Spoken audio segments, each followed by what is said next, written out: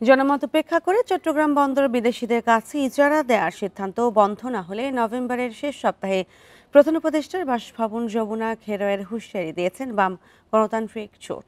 শনিবার বিকেলে চট্টগ্রামের পুরাতন রেল স্টেশন চত্বর থেকে এক প্রতিবাদ সমাবেশে ঘোষণা দেন জোটের সমন্বয়ক বজলুর রশিদ ফিরোজ। তিনি বলেন, বন্দর ইজারা দেওয়ার মাধ্যমে অন্তর্বর্তী সরকার দেশের স্বার্থ ভূলুণ্ঠিত করছে।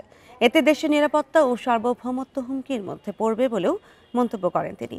দাবি না মানলে নভেম্বরের শেষ সপ্তাহে যমুনা ঘেরাও করার ঘোষণা দেন তিনি। গেল 25 মে প্রধান উপদেষ্টার প্রেস সচিব শফিকুল আলম চট্টগ্রাম বন্দরের কন্টেইনার ব্যবস্থাপনার বিষয়ে তিন দেশের তিন কোম্পানির সঙ্গে সরকারের আলোচনা চলার বিষয়টি সামনে আনেন।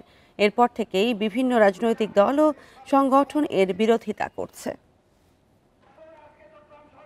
তাহলে কি আমরা বলবো আমেরিকা থেকে, ব্রিটেন থেকে, ফ্রান্স থেকে লোকজন এনে এই আইন শৃঙ্খলা রক্ষাকারী বাহিনীর দায়িত্ব দেন?